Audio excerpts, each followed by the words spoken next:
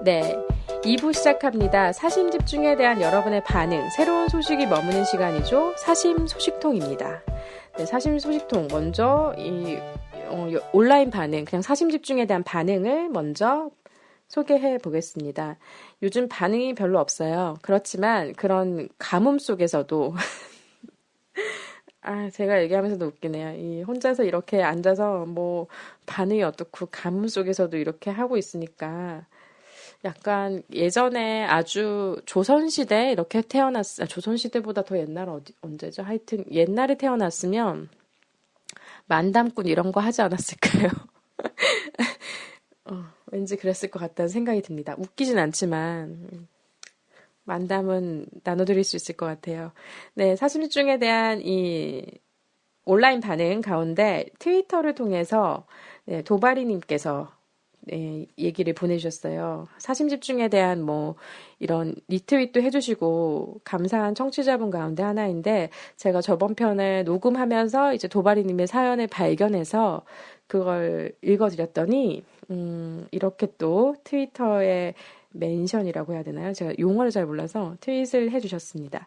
줄여서 우소서, 그러니까 우소서가 우리의 소리를 찾아서 제가 14편에 했던 게 우리의 소리를 찾아서를 줄여주셨어요. 네, 언어 마술사 같네요. 네, 줄여서 우소서 유유 이렇게 하셨는데요. 정말 언어 유희였군요. DJ 목소리가 좋은 방송, 내 사연이 소개됐다는 엄마 나 방송도 타고 출세했어요. 이렇게 보내주셨습니다. 5월 23일에 보내주셨고 저는 영광이라고 답변을 드렸는데요. 네. 네, 그렇습니다. 영광굴비 이런 얘기들이 오갔던 네, 언어 유해 현장이었는데 이렇게 여러분께서 어디든 보내주시는 이런 반응들은 저에게도 힘이 되고 함께 들으시는 분들에게도 즐거움이 되니까요. 언제든 망설이지 마시고 한 줄 남겨주시기 바랍니다. 애청해주시고 이렇게 사심집중에 귀 기울여주시는 도바리님께 감사의 말씀을 드립니다. 네, 이 온라인으로 트위터에서 제가 발굴한 이 반응 이 외에는 별다른 반응이 없었어요. 제가 지난 14회 1부, 2부를 동시에 녹음을 하지 않고 제가 매번 그냥 한 번에 쭉 이어서 녹음을 하는데 그때는 소리를 편집하고 막 이래야 되는 과정에 좀 제가 더디기 때문에 나눠서 했더니 그러니까 따로 녹음하면서 이제 업데이트된 간격이 꽤 길었거든요. 그래서 그 사이에 들어온 트위터 내용들이나 뭐 온라인 반응을 댓글 반응 이런 것들을 제가 미리 말씀을 드렸었죠. 2부에. 그러고 나니까 이제 반응이 없어요. 그래서 오늘도 여쭤봅니다. 잘 듣고 계신가요? 네. 다운로드 수로 듣고 계신 분이 있구나 확인할 따름입니다. 감사합니다. 네, 그리고 14회 우리의 소리를 찾아서 편에 대한 반응들을 모아봤습니다. 저한테 개인적으로 이제 메시지를 보내주신 분들인데요. 살펴볼까요? 먼저 자몽님의 피아노 연주, 그리고 은양님의 피아노 연주 등 연주들이 좋았다. 힐링되는 느낌이었다. 한편에 완성되는 그런 느낌? 네, 그랬다고 하시고요. 뭔가 국악 소리 있었잖아요. 니나노 짜증을 내어서 뭘 하나. 제가 되게 옛날엔 좋아했던 말이고, 지금도 좋아합니다. 그런 말인데, 국악 소리 편, 네, 정말 멀리서 땅끝마을이죠. 땅끝에서 해남에서 건너온 이 소리에 대해서 우리의 소리에 흥이 났다. 정말 좋았다라는 반응도 있었습니다. 또 아이 소리가 가장 기억에 남는다라는 청취자분의 반응도 있었는데요. 애기 소리도 녹음할 수 있구나. 새삼 신기했다. 라고 하셨습니다.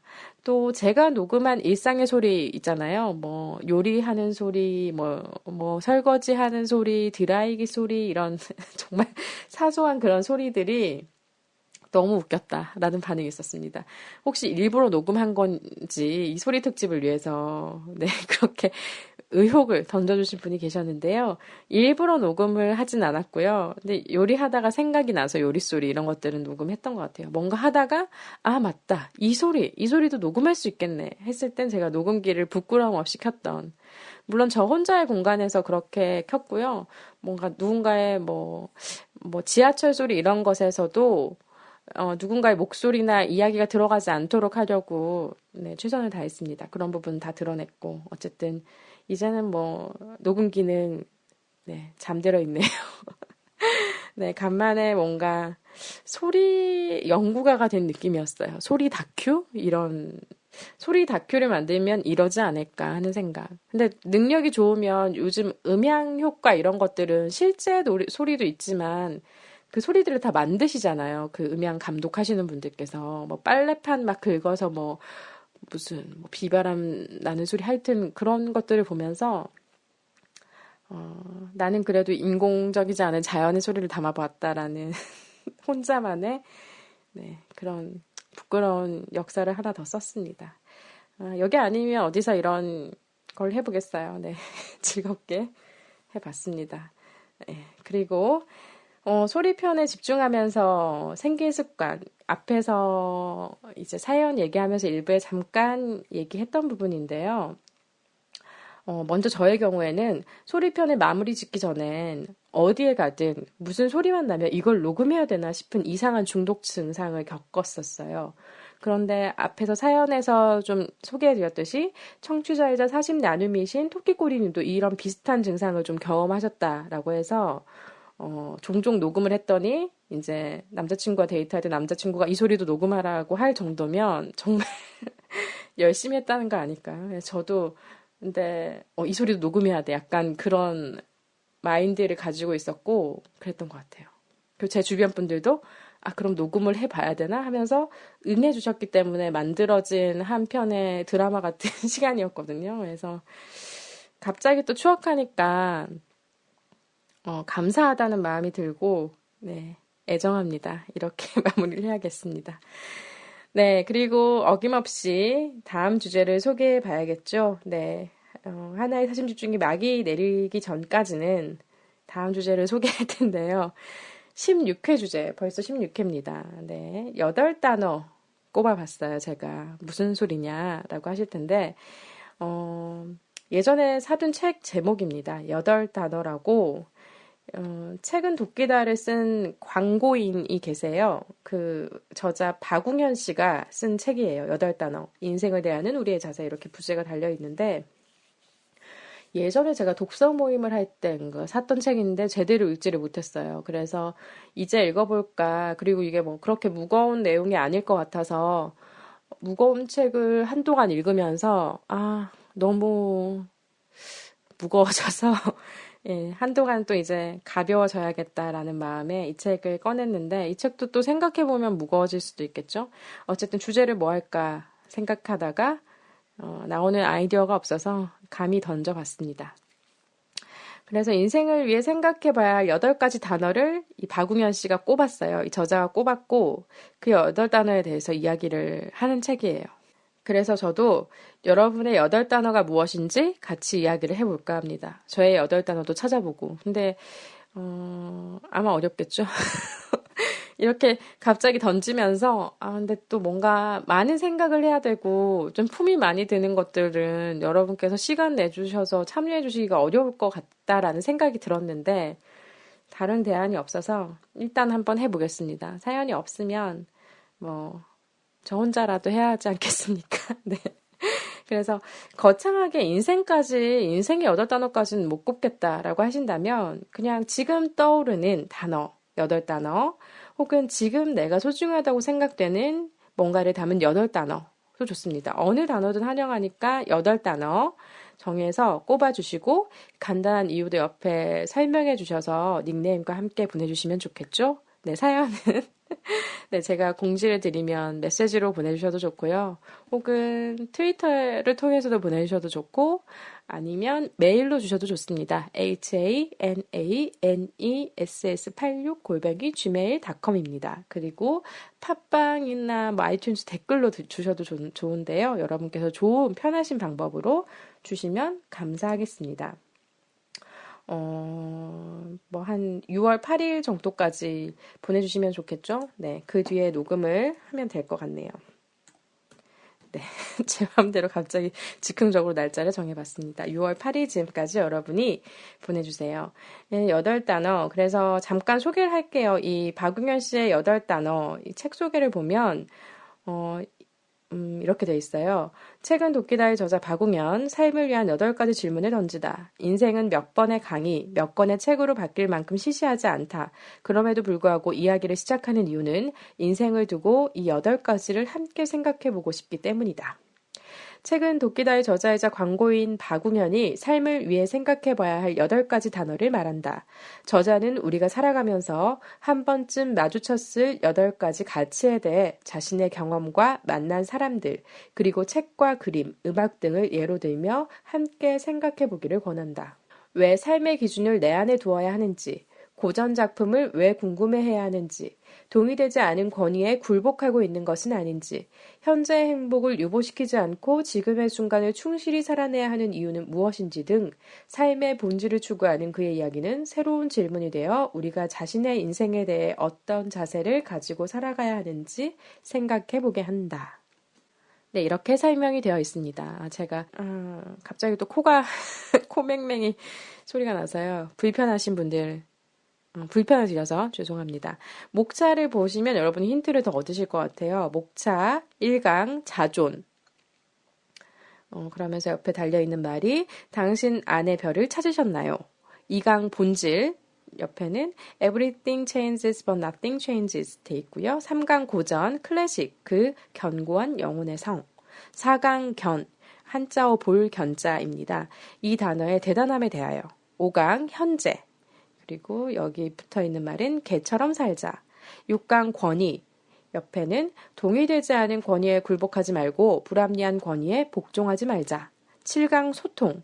마음을 움직이는 말의 힘. 8강 인생.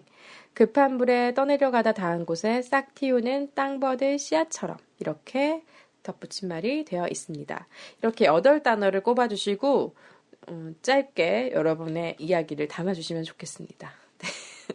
무리한 부탁인 거 알지만 한번 해봅시다. 네. 안 되면 저 혼자 하겠습니다. 왜냐하면 저도 책을 어쨌든 읽어야 되겠고 그럼 이거 엮어서 한번 해볼까 해서 단순하게 생각했는데 하려면 또 단순하지 않은 작업이 될 것 같긴 한데요. 가벼운 마음으로 인생 전체를 관통하지 않더라도 지금 이 순간 나를 표현하는 단어, 나를 즐겁게 혹은 안타깝게 이런 모든 어떤 의미를 여러분께서 그냥 8단어에 부여하셔서 저한테 보내주시면 여러분과 함께 공유하면서 이야기의 장을 만들어 보겠습니다. 네. 그럼 다음 하나의 사심으로 넘어가 보겠습니다.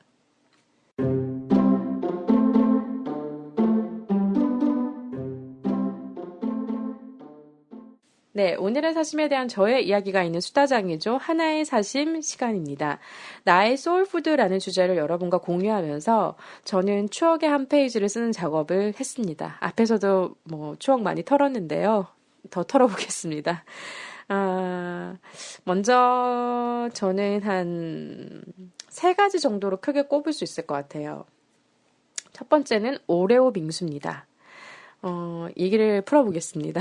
만담꾼답게. 자주 저의 영혼을 달래주던 곳, 동네 카페가 있었는데요. 그러나 지금은 주인장이 떠나시고 새로운 주인장을 맞을 준비를 한다고 합니다. 문이 닫혀 있고요. 2년여 동안 저를 달래주던 동네 카페의 주인장 언니, 인사도 없이 떠나 죄송하다는 장문의 글을 포스트잇에 남기고 문 닫힌 카페를 보며 한동안 저는 멍하고 아쉽고 그랬습니다. 네, 일할 때는 제가 정말 자주 갔는데 일을 쉬면서는 자주 가지 못했던 제가 떠오르기도 하고 먹먹한 마음이 좀 들었어요. 네, 집에서 커피를 타 먹는 시절도 있었고 그리고 뭔가 작업을 해야 될 때는 아주 작은 카페이기 때문에 가서 오래 앉아있으면 방해가 되거나 좀 폐가 될까봐 일부러 그럴 때는 좀 피해서 다른 프랜차이즈 카페를 가고 이랬었는데 그러면서 예전보다 많이 제가 못 들렸던 것 같긴 해요. 그래서 갑자기 문이 닫혀서 너무 아쉬운 거예요. 네, 그랬습니다. 그래서 어떤 장소에 이런 감정이 드는 건 참 오랜만이다 라는 느낌이었는데요. 특히 저는 그 카페에서 오레오 빙수라는 신세계를 만나게 됐습니다. 그때만 해도 동네 게임 카페가 별로 없던 시절이었어요. 한 3년 전이라고 생각하시면 될 것 같아요. 척박한 동네의 빛과 소금과 같은 존재였죠. 그래서 이 카페가 적어도 저한테는 그랬습니다. 그리고 새벽 방송으로 낮밤을 바꿔 살던 제게 오아시스 같은 또 존재이기도 했습니다. 늦은 오후에 퇴근하면서 들르기도 하고 한숨 자고 저녁에 들르기도 하고 일하기 전에 때문에 뭐 그랬었죠. 그러다가 정상인의 퇴근 시간과 비슷해졌던 시절에는 퇴근길 한 줄기 등불이 되었습니다. 특히 여름날 지친 제게 오레오 컵빙수는 신세계였는데요. 언니만의 레시피였을 거예요. 예, 요즘 뭐 다른 데서도 오레오 음료가 나오긴 하는데 제가 많이 먹어보진 못했고, 그랬습니다. 모두의 레시피였는데 제가 뭐 여기서 집중적으로 먹어봤기 때문에 언니만의 레시피가 아닐까라고 생각하는 거일 수도 있을 텐데, 빙수를 만드는 연유와 얼음의 환상적인 조화에 여러분이 아시는 그 과자 오레오를 좀 부셔서 넣고 이렇게 만들어지는 빙수예요. 근데 맛있어요. 이 컵빙수를 먹고 나면 아메리카노 뭐 한 톨 사이즈보단 좀 크려나요? 그런 컵에 담겨있는 이 컵빙수를 먹고 나면 시원해지는 느낌. 세상 만사 참 좋아 보이는 그 느낌을 저는 잊을 수가 없습니다. 이젠 더 이상 그 언니, 그 카페 주인분의 빙수를 먹을 수가 없고 또 커피를 맛볼 수 없다는 것이 저한테는 안타까움인데요. 공간이 참 예뻤었는데, 그랬어요. 네. 참 예뻤는데 책도 꽂혀 있고 이럴 때 보면 저랑 뭔가 취향이 비슷한 분이 아닐까라고 추측이 되는 뭐 소설가 김연수의 소설집들 꽂혀 있고 뭐 강신주 작가의 책도 있었고 여러 책들이 있었는데 뭔가 나랑 감성적으로 비슷한 부분이 있을 것 같다라는 생각이 들긴 했지만 많이 다가가지는 못했습니다. 네. 그래서 어쨌든 일로 지친 저한테 영혼의 빛과 소금이 되어줬던 그 시절. 그래서 제가 여름을 버티고 봄을 맞이하고 가을을 느끼고 겨울을 견뎌낼 수 있었지 않나 싶습니다. 전해지지는 않겠지만 저도 참으로 감사하다는 인사를 드리고 싶습니다. 네. 그리고 네, 언제나 뭐 행운을 빌고 싶네요. 네. 감사하다는 얘기를 드립니다. 네. 그렇고요. 또 두 번째 소울푸드는 김치 참치볶음 또는 김치볶음입니다. 제가 집순이 생활을 시작하게 되면서 매일의 끼니를 스스로 챙겨야 되는 예상할 수 있는 난관에 봉착했습니다. 삶의 90%가 일이었던 시절에는 밖에서 끼니의 대부분을 해결하고 주말이 되어야 겨우 밥을 짓는 그마저도 충실하게 이어가기 쉽지 않은 생활이었는데요. 그 90%를 정리하고 나니까 닥치는 것은 매일의 끼니를 스스로 해결해야 되는 제가 있었습니다. 먹고 싶은 음식 사 먹는 것도 좋지만 내가 할 수 있는 음식을 가볍게 해 먹을 수 있는 것도 참 좋다는 긍정적인 마인드를 처음엔 가지면서 끼니의 시간을 이어갔습니다. 그러나 결국 손이 적게 가는 요리가 제 마음에 들어왔어요. 혼밥 생활자의 요리 시간이 길어질수록 대비되는 짧은 식사 시간은 너무도 황망한 것이었기에 조리 시간이 그다지 길지 않고 재료 준비에도 번거롭지 않으면서 한 끼의 식사를 해결하는 데 충분한 그런 것들에 마음이 끌렸습니다. 여러 요리 가운데서도 제가 김치볶음이나 김치 참치볶음을 해서 밥을 지어 먹는 날은 항상 무언가가 빠진 듯한 황망한 날이었는데요. 그 공허함을 김치볶음이나 김치 참치볶음으로 채우면서 좀 뭔가 충만해졌던 그런 느낌이 있었습니다. 뭔가 좀 스트레스 받고 그럴 때였던 것 같아요. 예, 아니면 뭔가 쓸쓸할 때? 네, 그랬던 것 같습니다. 여기에 초간단 요리, 계란찜까지 더하면 마음이 평온해졌습니다. 감사하게 생각합니다. 김치님과 참치 통조림님. 네, 그리고 갑자기 이제 여름이잖아요. 여름이 오니까 생각나는 게, 여름에는, 제가 재작년이었나 많이 해먹었던 음식이 얼린 바나나에다가 우유를 넣고 믹서에 갈면 바나나 쉐이크가 되거든요. 맛있어요. 네. 갑자기 생각이 납니다. 올 여름에도 해 먹어봐야겠어요. 왜냐면 바나나를 뭐 제가 베란다가 있는 이 공간이 아니기 때문에 바나나 같은 경우는 사놓으면은 많이 사두면은 금방 벌레가 생기고 그렇더라고요. 그래서 먹을 수 있는 거는 빨리 먹고 저는 이렇게 포장해서 냉동실에 올려놔요. 그 껍질 다 까가지고 그러고 나서 이제 그냥 먹어도 좋고 아이스크림처럼 먹을 수 있는데 작년인가 재작년 여름에는 우유를 넣어가지고 갈아 먹어보니까 더 좋은 거예요. 뭔가 든든해지는 느낌도 있고 네 그랬던 기억이 납니다. 그리고 마지막 세 번째 소울푸드는 엄마 밥, 친구가 해준 밥 등등입니다. 혼밥 생활자들은 타인이 해준 밥을 좋아합니다. 같이 먹는 밥상도 좋죠. 친구가 해준 밥이나 엄마 밥 등등엔 감동의 물결이 절로 이르는데요. 평소에는 느끼지 못하다가 오랜만에 엄마 밥을 먹거나 친구 밥을 먹으면 따뜻함에 오래 머물고 싶은 마음이 들곤 합니다. 지쳤을 때 엄마 밥을 먹으면 힘이 난다라는 말은 아마 대부분의 사람이 공감할 수 있는 언어가 아닌가 생각해 봅니다. 네. 그리고 이 외에도 언제나 오른 치킨, 고기 등이 저의 소울푸드인데요. 한때 제 별명이 밥순이었을 만큼 밥을 사랑하는 한국 사람입니다. 네, 그 밥에 대한 사랑은 여전히 변함이 없고요. 매일 한 잔은 마시는 것 같은 커피와 차도 저의 사랑입니다. 네, 이렇게 하나의 사심 들어봤습니다.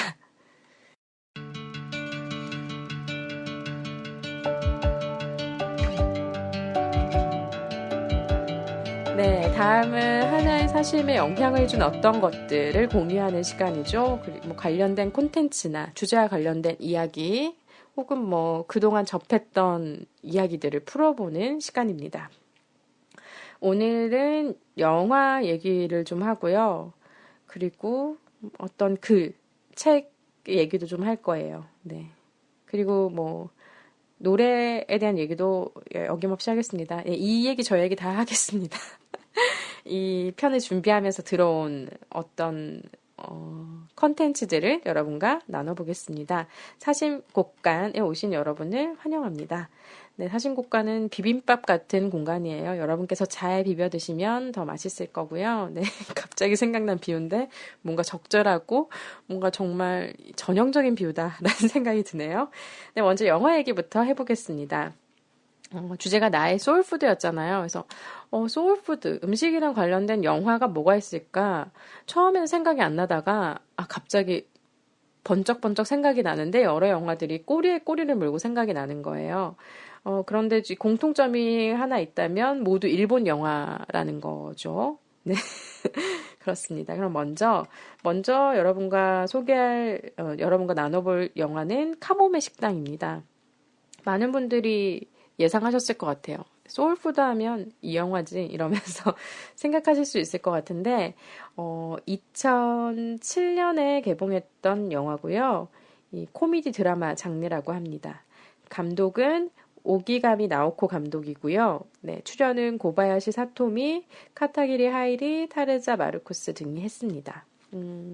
저는 이 영화를 제가 지금 소개해드리는 영화는 거의 제가 영화관에서 본 게 아니라 다운로드 받아서 봤던 영화인 것 같아요. 예전에. 그리고 보면서 굉장히 마음이 평온해졌던 영화예요, 모두. 그리고 뭔가, 먹고 싶다. 저렇게 먹고 싶다. 이런 느낌이. 근데 대단한 음식이 아닌데 굉장히 먹고 싶다. 이런 느낌이 들었던 영화인데요. 일단 줄거리부터 좀 소개를 해드릴게요. 이 카모메 식당은 헬싱키의 길모퉁이에 새로 생긴 카모메 식당. 이곳은 야무진 일본인 여성 사치에가 경영하는 조그만 일식당이다. 주먹밥을 대표 메뉴로 내놓고 손님을 기다리지만 한 달째 파리 한 마리 날아들지 않는다. 그래도 꿋꿋이 매일 아침 음식 준비를 하는 그녀에게 언제쯤 손님이 찾아올까? 이렇게 의문을 던지면서 얘기는 시작이 됩니다. 일본 만화 매니아인 토미가 첫 손님으로 찾아와서 대뜸 독수리 오형제의 주제가를 묻는가 하면 눈을 감고 세계 지도를 손가락으로 찍은 곳이 핀란드여서 여기까지 왔다는 미도리가 나타나는 등 하나 둘 늘어가는 손님들로 카모메 식당은 활기를 더해갑니다. 사치의 맛깔스러운 음식과 함께 식당을 둘러싼 사연 있는 사람들의 정체가 서서히 밝혀지는데요. 영화는 이렇게 만남이 있고 또 영혼이 든 소울이 든 음식이 있고 따뜻함이 있는 영화입니다. 자신있게 주먹밥을 메인 메뉴로 정하거든요. 이런 그녀의 말을 보면 좀 인상적이었는데 생활에 편안함을 주고 싶다라는 의미로 그런 주먹밥을 메인 메뉴로 내놨다라는 얘기도 참 인상 깊었고요. 그러니까 일상적인 음식들이 새롭게 다시 보이는 그런 순간을 영화는 계속 맞닥뜨리게 해주는 것 같아요. 근데 일상이 굉장히, 일상이어서 우리가 놓치는 게 굉장히 많은 것 같긴 하잖아요. 뭐, 너무 일상적이라서 너무 당연하고, 그런데 그게 잠깐만 조금만 떨어져 보면 이 일상도 굉장히 특별한 것이고 소중한 것이거든요. 그거를 체험할 수 있게 하는 영화 가운데 하나가 아니었나 생각합니다. 그러면서 밥을 매일 먹을 때는 여기 카모맥상에 나오는 주먹밥처럼 밥은 굉장히 그냥 평범한 일상의 음식이잖아요. 그런데 또 밥을 못 먹게 되는 어떤 날에는 이 평범한 일상의 음식이 얼마나 소중했나를 깨닫게 되는 것처럼 네, 그런 일상의 그 소소함을 다시 새롭게 발견할 수 있는 시간 여러분 네, 공유해 보실래요? 이미 보신 분들도 많으실 것 같은데요. 네, 그런 부분을 저도 느꼈습니다. 또 사람들이 이제 카모미 식당에 모여서 가장 자신들한테 익숙한 커피로 시작을 해서 마지막에는 다 같이 주먹밥을 먹거든요. 그래서 영혼을 느끼고 공유한다라는 느낌도 들고, 여러 가지 그 식당에서 이제 깔끔한 식당에서 담소도 나누고 서로의 뭐 그런 얘기도 하고 이런 것들이 굉장히 일상적이지만 평화롭고 좋다라는 느낌이었습니다. 그리고 이런 대사도 나오는데요. 세계가 끝나기 전 마지막 날에는 소중한 사람들과 가장 맛있는 요리를 먹겠다. 인상적이었어요. 반가운 말인 것 같아요. 그렇죠? 그리고 누군가가 만들어준 커피, 누군가가 만들어준 오니기리에 대한 생각도 나눌 수 있었는데, 가장 맛있는 커피란 누군가가 만들어준 커피라고 했고, 가장 맛있는 오니기리란 소풍과 운동회 1년에 2번 아버지가 만들어주던 오니기리라고 하는 이런 부분이 있는데요. 그렇죠. 정말 삶의 맛이란 이런 것 같아요. 누군가의 좀 마음이 담긴 음식이나 거기서 느끼는 것, 그런 마음들, 그런 것들을 카모메 식당에서 여러분은 느낄 수가 있습니다. 여유가 되시면 평온하게 너무 평온해서 밋밋할 수 있지만 그런 평온함의 반가움을 느껴보실 수 있는 영화입니다. 네, 다음으로 소개할 영화는 남극의 셰프입니다. 소울푸드 하니까 역시 떠올랐는데요. 2010년도 2월에 개봉했던 영화고 코미디 장르로 분류가 되어 있네요. 감독은 오키타 슈이치 감독입니다. 역시 줄거리를 좀 보면 여러분께서 감 잡으실 것 같은데요. 일단 줄거리를 그럼 소개해 보겠습니다. 우리 뭐 먹으러 남극에 온 거 아니거든? 이렇게 되어 있네요. 해발 3,810m, 그리고 평균 기온 마이너스 54도, 영하 54도의 극한 남극 돔 후지기지, 귀여운 펭귄도 늠름한 바다 표범도 심지어 바이러스조차 생존할 수 없는 이곳에서 8명의 남극 관측대원들은 1년 반 동안 함께 생활해야 합니다. 기상학자 대장님, 빙하학자 모토, 빙하팀원 리이안, 차량 담당 주임, 대기학자 히라, 통신 담당 본, 의료 담당 닥터, 그리고 니시무라는 매일매일 대원에게 맛있는 음식을 선사하는 조리 담당이 있습니다. 평범한 일본 가정식에서부터 호화로운 만찬까지 대원들은 남극의 셰프 니시무라의 요리를 먹는 것이 유일한 낙인데요. 강추위 속에서 계속되는 고된 작업으로 지쳐가는 그들에게 무엇보다 힘든 건 보고 싶어도 볼 수 없는 사랑하는 아내와 아이들, 그리고 집에 대한 그리움이 사무치는 기러기 생활입니다. 그러던 어느 날 비축해놓은 라면이 다 떨어지고 절망하는 대장님과 대원들을 위한 니시무라의 요리 인생 최대의 무한도전이 시작되는데요. 궁금하시죠?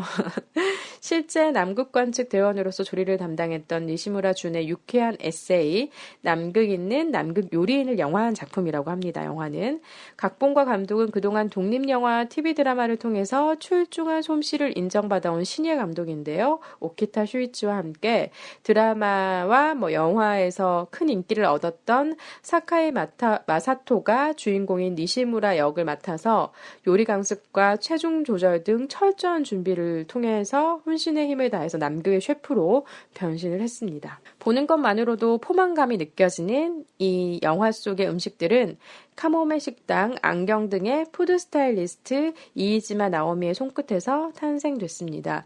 극한의 남극을 무대로 하고 있지만 마음이 따뜻해지는 매력적인 작품으로 완성된 남극의 셰프. 맛있는 요리로 이어지는 휴먼 코미디 남극의 셰프는 웃음과 사랑이 풍성한 식탁을 선보입니다. 라고 되어 있네요. 네, 궁금하시죠? 남극에서 일어나는 이 남극 탐사 대원들의 이야기. 근데 이 영화를 생각하면서 이 영화가 이전에 나왔죠. 무한도전에서도 그런 배달의 민족인가요? 해서 남극에 대신 그 음식을 보내고 이랬던 적이 있잖아요.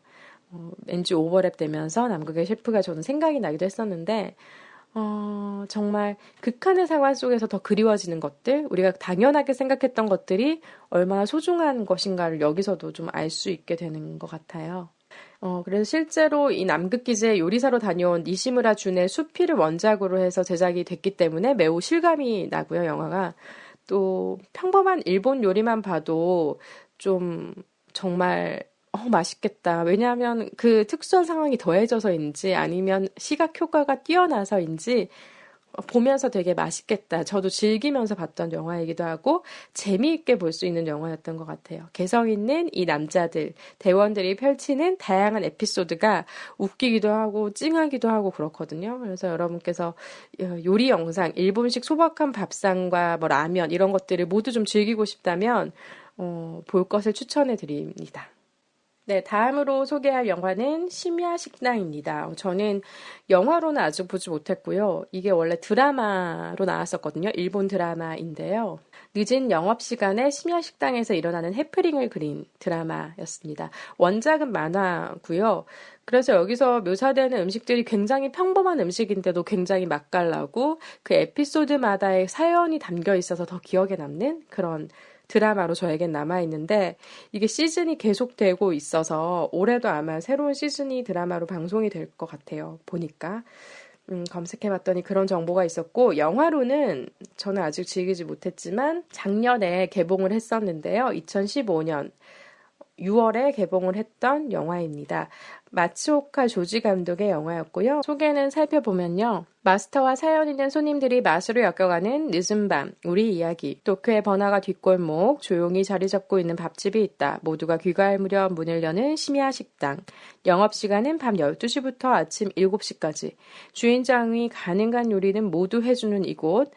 마스터, 이 코바야시 카오루, 이분은 드라마에서도 이 마스터로 나오거든요. 이 손님들의 허기와 마음을 달래줄 음식을 만든다. 그리고 그곳을 찾는 단골 손님들의 이야기가 시작된다라고 소개가 되어 있습니다.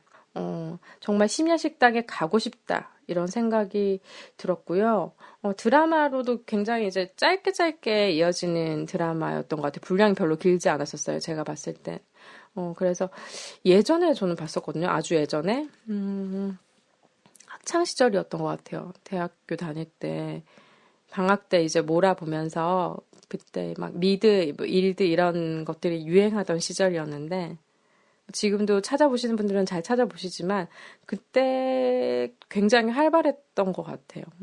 지금은 제가 보고 있지 않아서인지 하긴 요새도 많이 아껴주시는 분들이 많은데 보면서 마음 따뜻해졌던 그런 기억이 나요. 그래서 영화도 아마 그렇지 않을까 싶고요. 국내에서도 리메이크해서 드라마가 나왔었어요. 작년에 2015년 7월에서 9월 20부작으로 나왔었는데 시청률이 굉장히 좋지 않았던 것 같아요.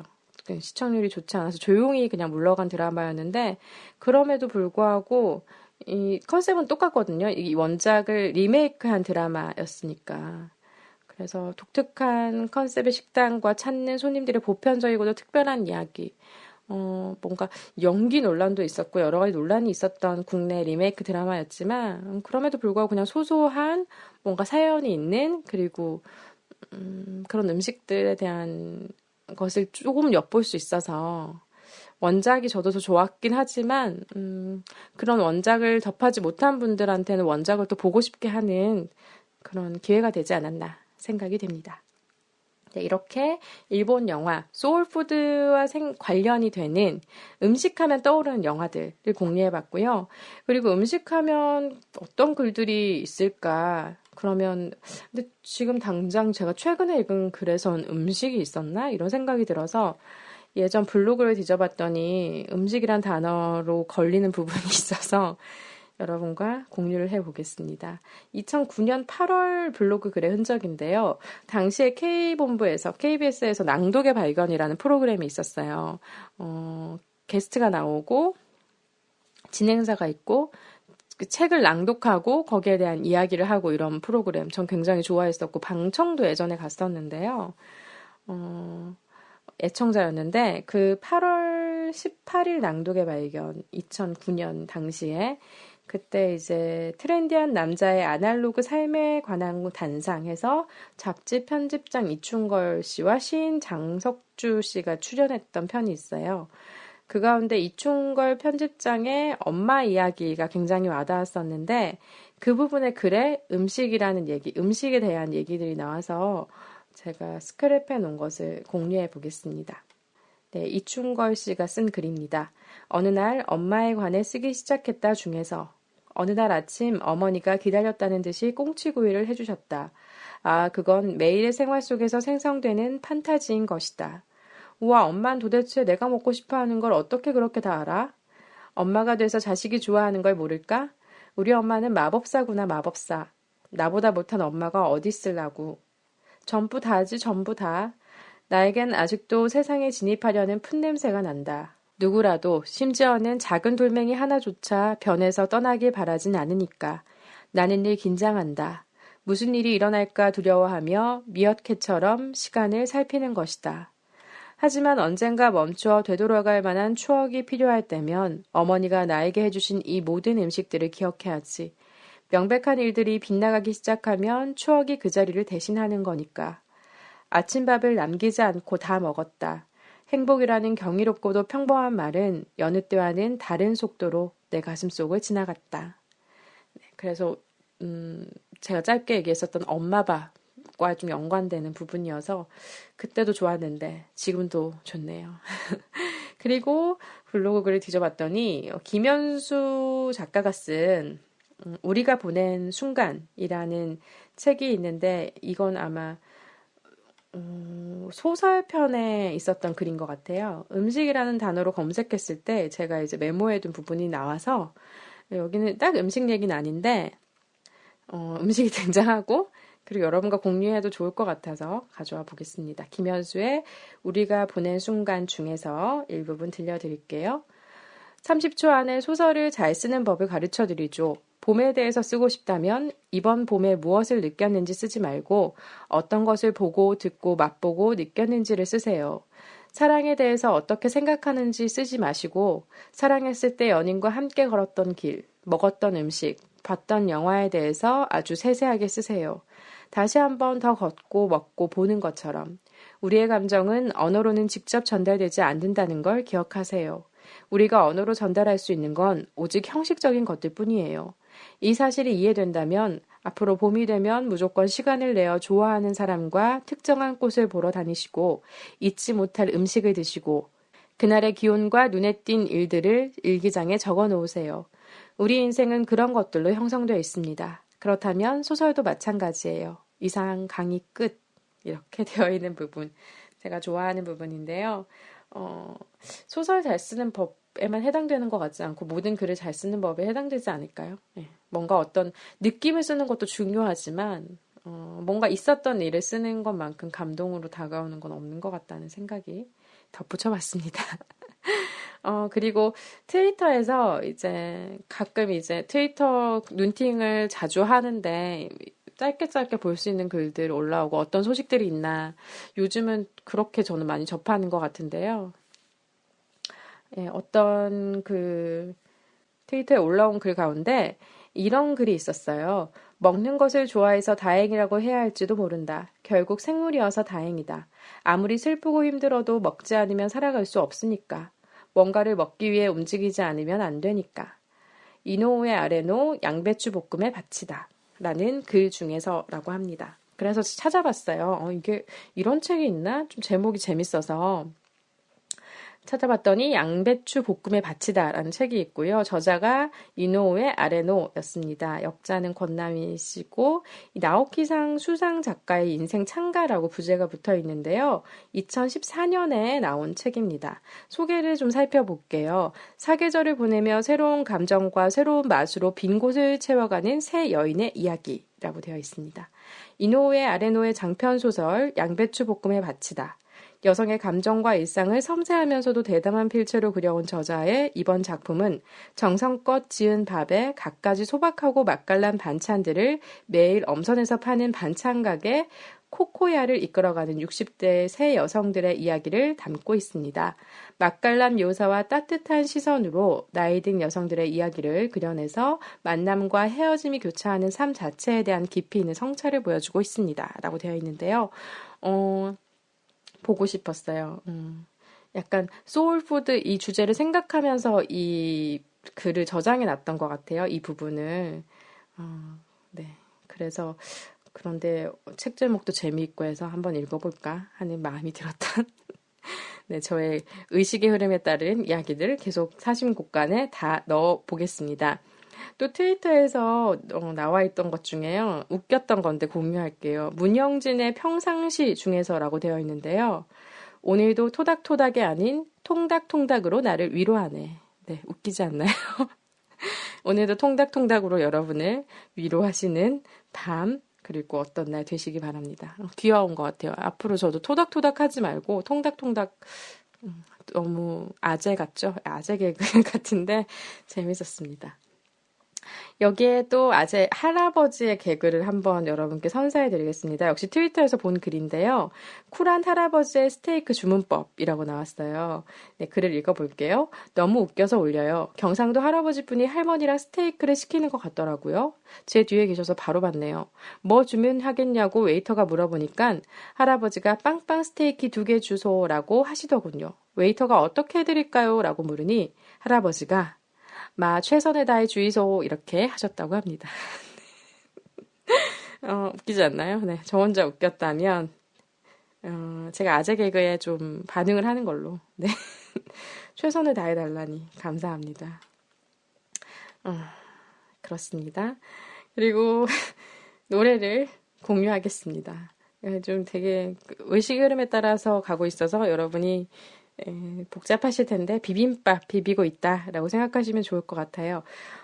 단순히 음식이라는 주제로 생각난 첫 번째 노래이자 마지막 노래입니다. 루시드 폴의 노래 고등어라는 노래가 있어요. 여러분은 뭐 생선 이름이 노래 제목이라고 하실 분도 있을 텐데 루시드 폴을 아시는 분들은 아마 다 아실 것 같아요. 그래서 근데 제목은 약간 생뚱맞지만 가사도 아름답고 그렇거든요. 마음도 좀 뭐랄까 쓸쓸하면서 따뜻해지는 그런 느낌이었어요. 가사를 조금 공유해 볼게요. 어디로든 갈 수 있는 튼튼한 지느러미로 나를 원하는 곳으로 헤엄치네. 돈이 없는 사람들도 배불리 먹을 수 있게 나는 또다시 바다를 가르네. 몇만 원이 넘는다는 서울의 꽃등심보다 맛도 없고 비린지는 몰라도 그래도 나는 안다네. 그동안 내가 지켜온 수많은 가족들의 저녁 밥상. 네. 노래를 부르고 싶지만, 네. 네. 들어보시길, 네. 제가 여러분 들어보실 수 있도록 하나의 사진집중 트위터에 주소를 공유해 놓겠습니다. 네, 이렇게 소울푸드와 관련된, 나의 소울푸드와 관련된 컨텐츠들을 사심곡간에 넣어봤습니다. 다음은, 번외편이라고 할 수 있겠어요. 네, 번외편 안 해도 좋을 것 같지만 그래도 혹시나 뭐 궁금해 하실 분도 있을 것 같아서 네, 번외편은 제가 그러면 한 2주 됐죠, 저희가 만난 지. 그동안 이제 어떤 것들을 보았니? 어떤 일들이 있었고 어떤 것들을 봤냐 해서 소울푸드랑은 직접적인 연관이 없지만 섭취했던 콘텐츠에 대해서 얘기를 조금 더 나눠보겠습니다. 한동안 굉장히 이슈가 됐고, 지금까지도 이슈가 되고 있죠. 이 소설가 한강의 채식주의자라는 이 소설이 맨 부커상 인터내셔널 부문에 수상을 했습니다. 그래서 많은 분들이 궁금해 하시는 것 같아요. 저는 예전에 읽었던 것 같거든요. 이게 정말 오래된 소설이긴 합니다. 2007년도에 발표된 소설인데요. 정말 10년 전에 썼던 이 얘기가 좋은 번역가를 만나서 이런 상을 받게 된 거잖아요. 그래서 어딜 가든 굉장히 이슈가 되고, 이 기자회견에도 정말 많은 그 취재진들이 바글바글 하는 걸 보면서, 뭔가 이슈가 된다는 것은 이런 것이구나. 목격해 봤습니다. 수상 후에 이제 귀국하고 나서 첫 기자회견 열 때 그 빠글빠글한 자리가 눈에 익다 싶었더니 카페 꼬마였죠. 아마 거기였더라고요. 그래서 나도 저기 가본 적이 있는데 차 마시러 요즘은 안 가는데 오랜만에 한번 가봐야겠다 이런 생각이 들었습니다.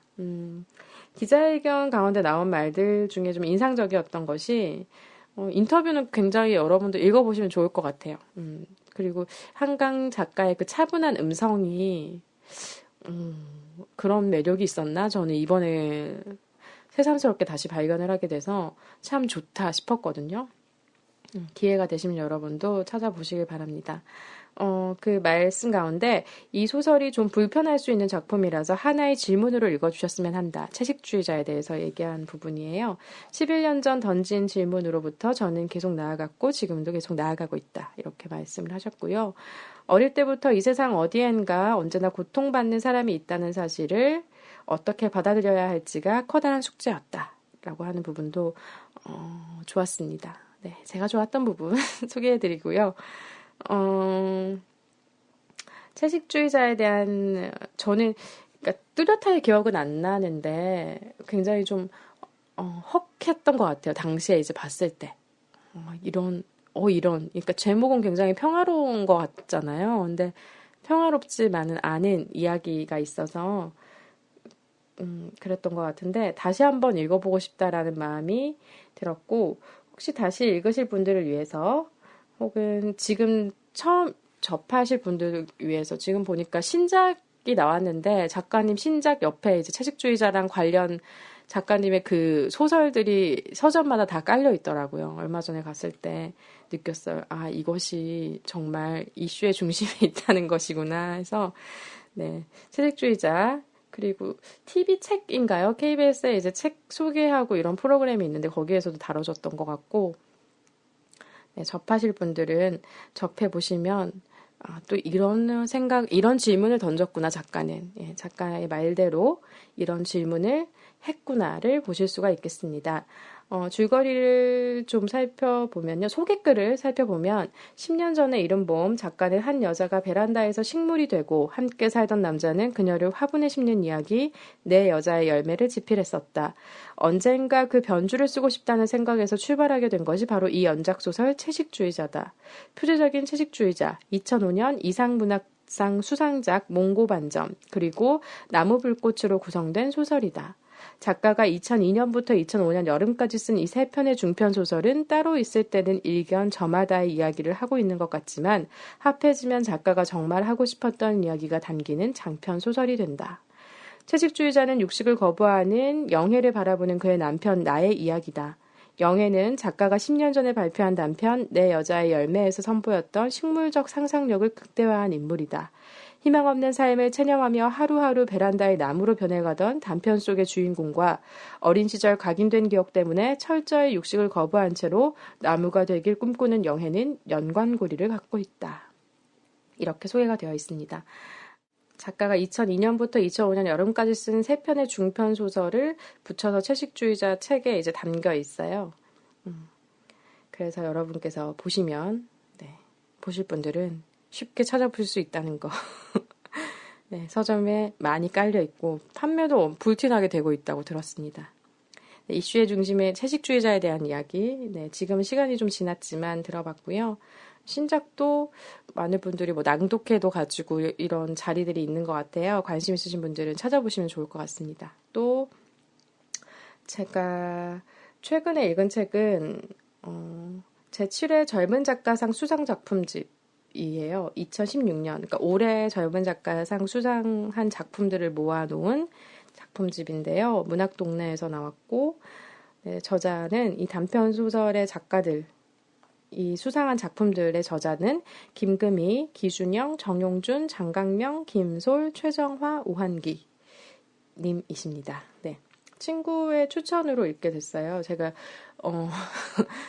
뭔가를 해야 하는데 계속 뭘 해야 하지에 대한 답을 찾고 있지 못하며 그런데 심심함은 늘어가고 해서 그랬더니 추천해 주길래 봤는데 좋았어요. 네.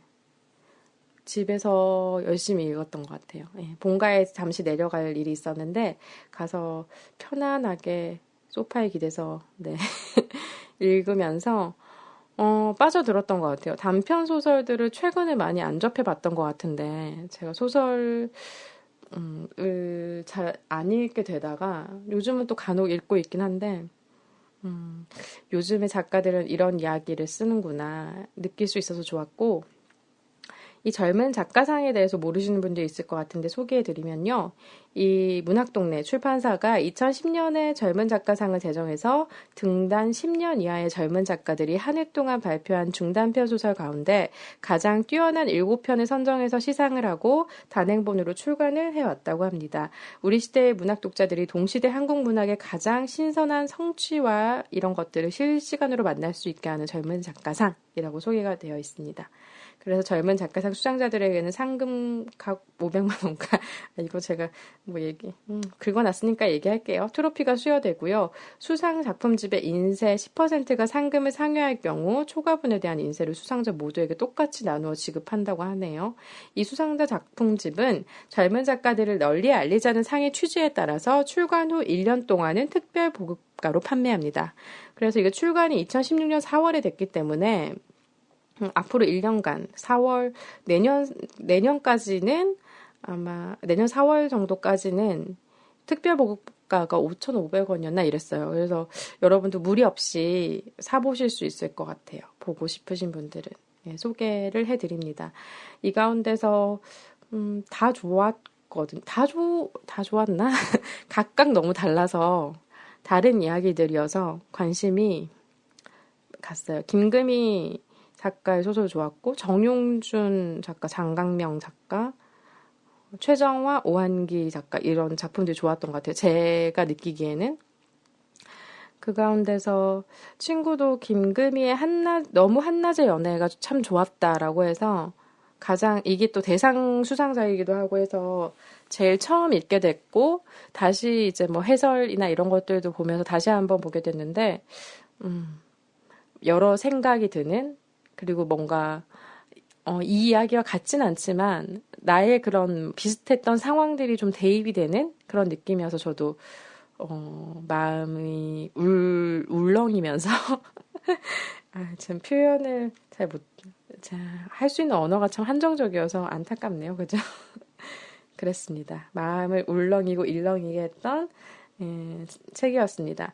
이 김금희 작가의 책은 단편집으로도 얼마 전에 최근에 나왔다고 들었어요. 많은 홍보를 보고 있었습니다. 트위터에 올라오는 것 같아서 색깔이 참 예쁘더라고요. 근데 이 책 중에 이 너무 한낮의 연애 이 소설에서 기억에 가장 남는 말이 사랑하죠 오늘도 라는 말이었어요. 뭐 또 사랑이야 이렇게 생각하실 분도 있는데 그 책의 맥락에서 이 말이 굉장히 울림이 컸던 것 같아요. 그러면서 내일 이별을 하더라도 오늘 마음껏 사랑하자라는 약간 그런 느낌? 그러니까 오늘 사랑하지만 내일 사랑하지 않을 수도 있다라는 그런 식의 맥락도 나오고 하는데 읽어보셔야지 알 것 같아요. 네. 저의 부족한 표현 방법으론 전부를 전달할 수 없음을 안타까움으로 느끼면서 거기에 등장하는 공간 맥도날드, 종로 맥도날드. 저는 종로하면 버거킹이 생각나지만 여기는 종로 맥도날드가 이제 그런 기억 연결고리 역할을 하는 공간인데 그것도 굉장히 기억에 남았고 지난 사랑, 이루어지지 않고 지나버린 사랑이라든지 지나버린 것들이 굉장히 많잖아요. 뭐 오늘 지나면 다 지나버린 것들이니까. 그러나 오늘에서부터의 거리가 가까운 것도 있고 너무 먼 것도 있는데 그런 먼 것까지 좀 생각해보게 되는 그리고 훗날에 나는 또 그때의 풍경을 보면서 어떻게 생각할까 뭔가 다른 상상의 여지가 펼쳐지는 그런 이야기였습니다. 여러분도 그런 젊은 작가들의 이야기 궁금하시면 제7회 젊은 작가상 수상 작품집 보시면 좋을 것 같아요.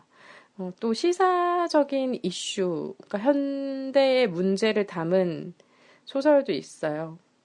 그래서 각각의 색채가 다르기 때문에 다 느낄 수 있는 부분이 달랐고 또 그만큼 풍성해서 좋았던 것 같아요. 그리고 이 정용준 작가의 소설 선능산책은 우리가 한 단편만 보면서 이해한다고 하는 게 얼마나 오류인지, 부질없는지, 이해한다고 하는 것을 이해하기 어렵다라는 그런 메시지를 저는 읽었고요. 장강명 작가의 알바생 자르기 이 부분도 되게 날카롭게 와닿았던 것 같아요. 여러분이 읽어보시면 좋을 것 같습니다. 그리고 잊고 있었던 이상은의 노래까지 얘기를 하면 사심곡간 닫을 수 있을 것 같은데요. 제가 트위터를 보다가 이제 이상은의 지도에 없는 마을을 이제 어떤 분께서 링크를 남겨두셨는데 그걸 보고 내가 이상은의 노래를 좋아하던 시절이 있었어라는 걸 깨닫고 간만에 이제 그걸 즐기는 호사를 누렸는데요. 그 노래가 이제 지도에 없는 마을이라는 노래인데 평온해요. 굉장히 평온한 무슨 들판에 앉아서 고요한 바람을 맞으면서 듣고 있는 그런 풍경이 생각나는 노래이거든요. 가사를 좀 보면 2절 가사인데요. 잃었던 거라 생각해도 마음의 행선지만 바꾸면 돼. 어디에나 있는 곳, 어린 시절 함께 살던 곳. 바람이 노래해주고 별들이 그림 그리지. 지도에 없는 조그만 마을. 비운 만큼 행복하게. 구름 한 점 없는 하늘. 그대와 살고 싶은 곳. 그대에게 물으니 말해줬지. 아무런 욕심 없이 그렇게 살고 싶어. 그렇게 웃고 싶어 그대와. 이런 가사들이 있습니다. 이 외에도 뭐 둥글게라는 노래, 언젠가는 이라는 노래, 이상은 씨의 노래 중에 좋아하는 노래 굉장히 많았는데요. 이런 것들 추억을 떠올리게 했습니다.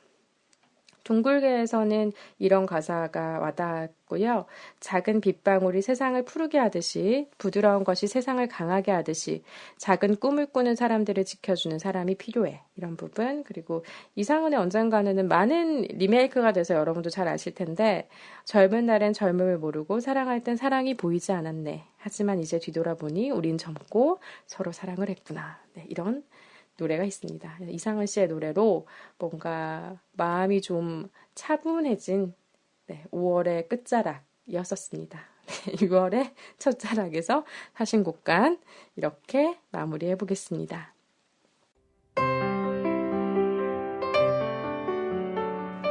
네, 하나의 사심집중 15회는 여기까지입니다. 나의 소울푸드가 이번 주제였는데요. 배도 고파지고 하지만 추억으로 배가 불러지는 시간이었다고 자부해봅니다. 여러분의 이야기 그리고 그 가지치기에 놓은 저의 그런 주렁주렁 이야기들 즐거운 시간이 되었길 바랍니다. 네, 16회 주제는 제 맘대로 정해봤습니다. 앞서 소개해드린 대로 주제 8단어인데요. 예전에 사둔 책인데 읽지 못해서 영감을 얻어서 그 책의 제목을 주제로 던지는 이런 만행을 제가 저질러 봤습니다. 인생을 위해 생각해봐야 할 8가지 단어라고 부제가 정해져 있는데요. 여러분의 8단어가 무엇인지 같이 얘기를 해봤으면 좋겠습니다. 거창하게 인생까지 생각하지 않아도 좋고요. 지금 떠오르는, 지금 소중하다고 생각되는 뭔가를 담은 8단어. 등등을 환영합니다. 8단어 꼽아주시고 6월 8일까지 간단한 이유를 달아서 보내주시면 좋겠죠? 네, 닉네임도 함께 저에게 보낼 수 있는 연락수단 혹은 이메일 hananes86@gmail.com으로 여러분의 소중한 이야기를 받겠습니다. 그리고 주제에 대한 의견도 언제나 받겠습니다. 요즘 주제에 대한 의견이 별로 없어서 제가 아무거나 하고 있는데요. 의견 주시면 참고하도록 하겠습니다. 네, 그럼 오늘은 이렇게 막을 내어도 좋겠죠? 오늘은 유독 트위터 얘기를 많이 하게 됐는데요. 트위터를 제가 그만큼 요즘 많이 봤다는 얘기인 것 같네요. 심심하면서 트위터를 보면서 그 가운데서 좀 생각이 났던 마음에 두드렸던 걸로 마무리를 하면 좋을 것 같아요. 8살 난 아들이 한 줄 독서록을 썼는데 마음에 든다라고 하셨던 분의 그 아드님의 한 줄 독서록의 글이 나도 못하는 게 있지만 지금도 충분히 행복하다 였습니다. 이 말을 들으면서 저도 참 쨍하면서 맞아 이거야 라는 느낌이 들었는데요. 우리가 못하는 게 있지만 지금도 충분히 행복하다를 알 수 있는 그런 날들이 되었으면 좋겠습니다. 아무쪼록 건강하게 그리고 무탈하게 별일 없이 또 다음 시간에 만났으면 좋겠네요. 오늘도 사심 집중하세요.